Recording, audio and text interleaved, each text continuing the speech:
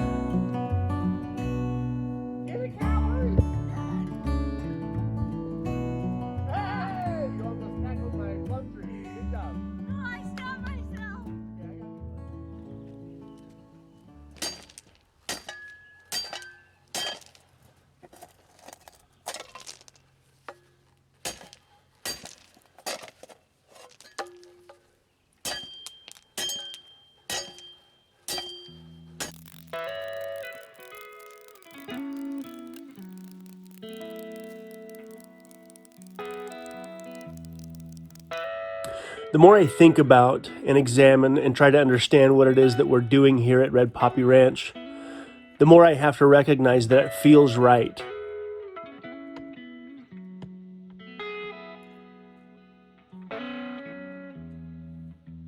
Over the last 20 plus years that myself and Cedar have been together, we've bought and sold a number of properties, but I never felt like I couldn't live without one of these properties.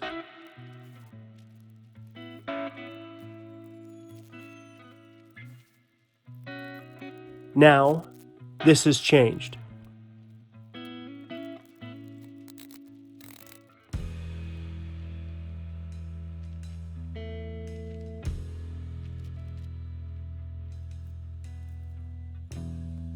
Not only do Cedar and I recognize that this is the last place that we'll ever live, but I also recognize that something inside of me is satisfied.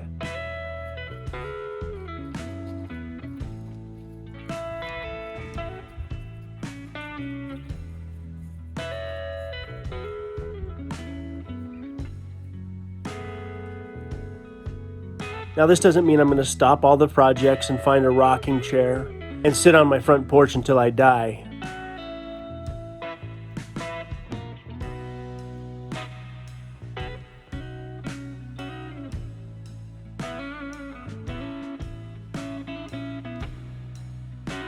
But it means I'm not looking for something else to fill that void anymore.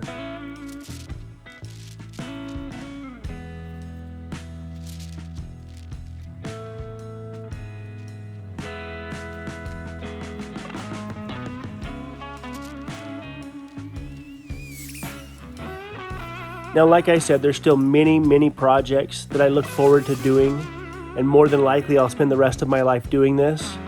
But for the first time in our married life, things are permanent.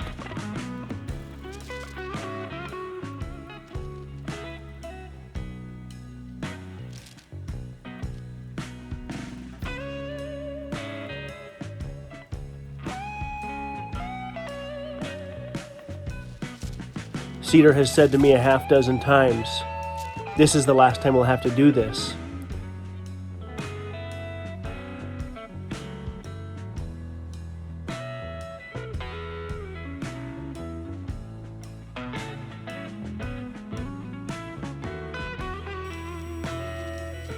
Now, I'm sure decor will change with time, but overall, we're basically done.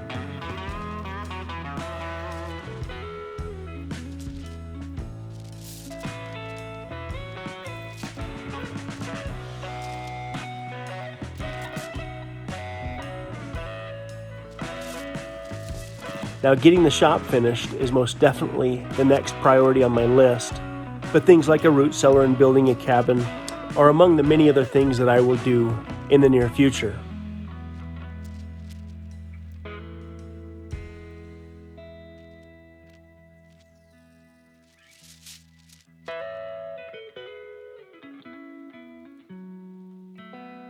Now, the idea of living on 42 acres and not having goats and chickens and cows and pigs and llamas and whatever else we decide we need, to me is blasphemy.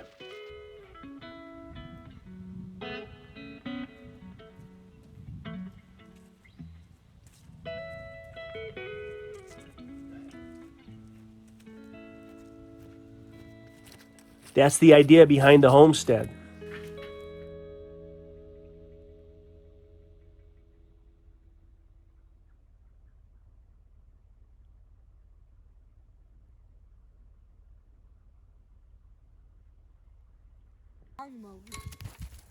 What's the matter, Bando? What are you scared of?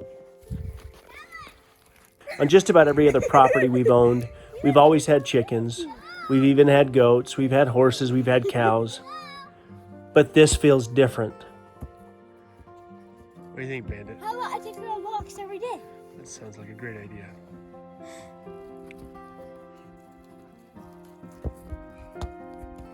Hey. Hi, honey. Oh. This feels like for the first time, we're developing something that is part of a long-term sustainable plan.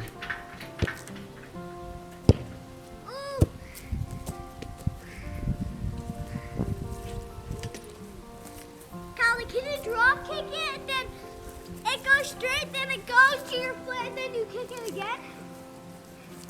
Can you do that? Every other time it was a novelty. Hopefully the next chapter of Red Poppy Ranch will be around the food that we consume.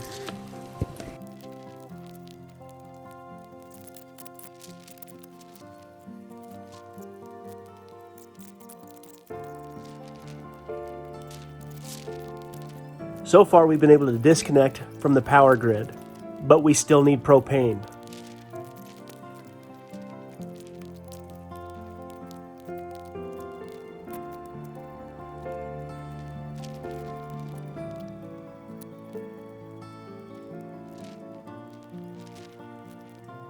Maybe it's possible at some point in the near future we could get to net zero.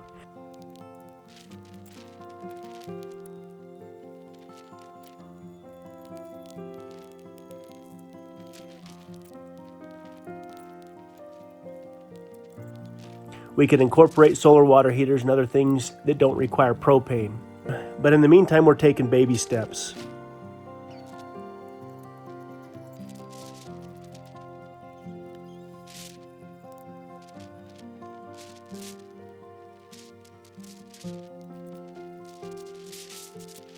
As a child growing up, my father was an avid gardener.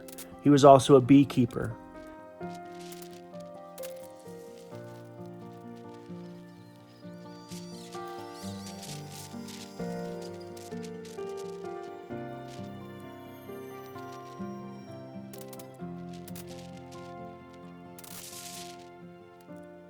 Virtually all of the vegetables that we consumed in our house were grown in our backyard.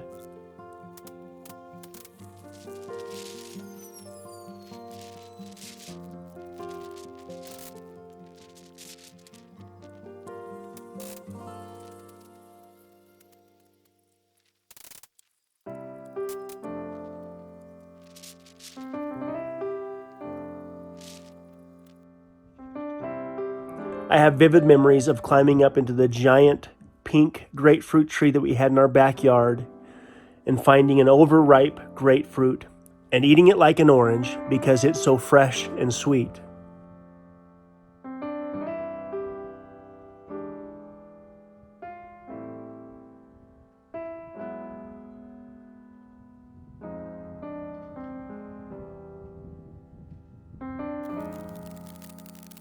I almost can't eat a tomato unless it's from a garden.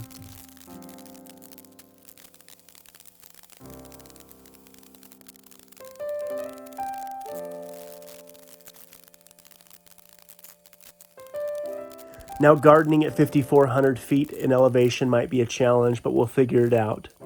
If we need a greenhouse, I'll build one. This will more than likely happen.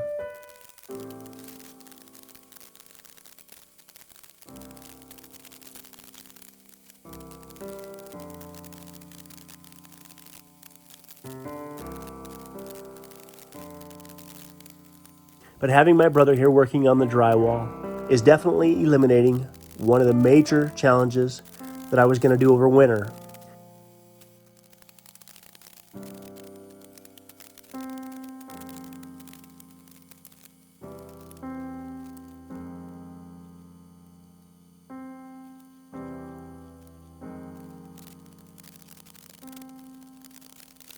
So as soon as Matt is done, we'll paint the front room, begin assembling cabinets for the kitchen, get the concrete countertops figured out, then start using our new kitchen.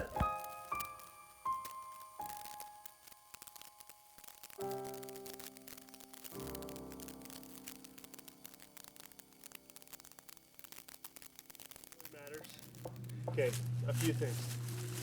When you're cutting like this, cutting down, obviously your legs are more prone.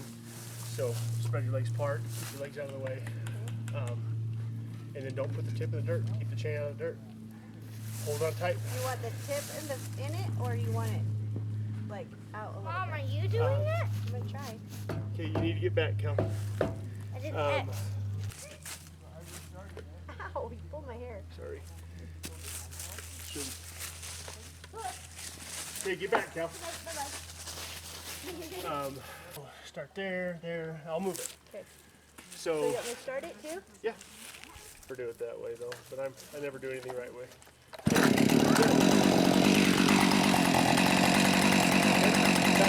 Push the brake.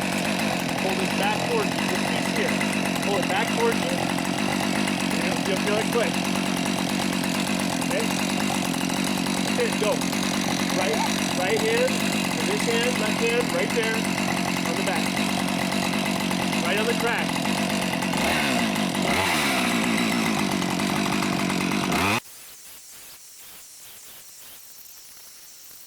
You'll watch me, as soon as I'm done, I go like that.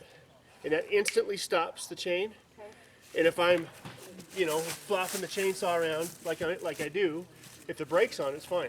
You did a great job. I agree.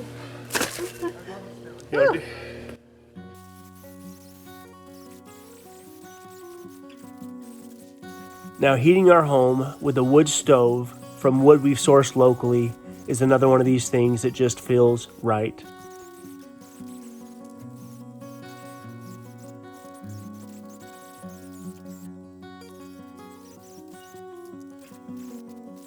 I've maintained all along that heat from a wood stove is a different kind of heat.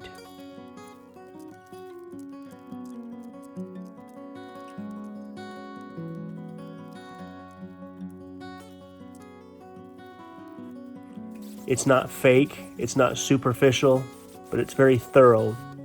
But it also requires effort.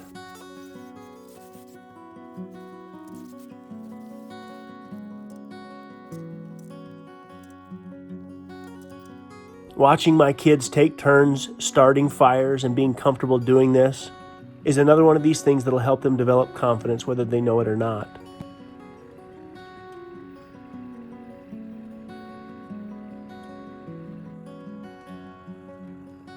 All of these things require constant effort.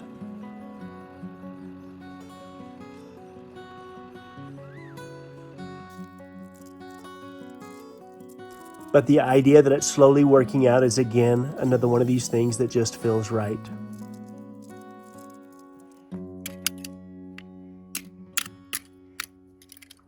Are you an expert?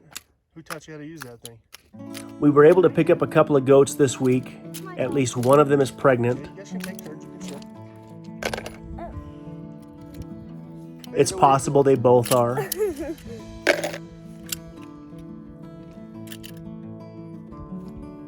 There's one more by your right front foot. See it? Oh, yeah. One of the goats is half La Mancha, half Nigerian dwarf. How many are we getting? Goats? How many should we get? The other one is half Nubian, half Nigerian. 10. We'll see. I'm trying to get one that's 6? going to have a baby.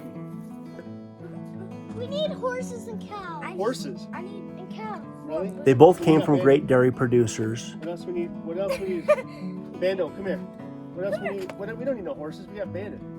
Now I've just got to prove to Cedar that not all goat milk is created equal. All right.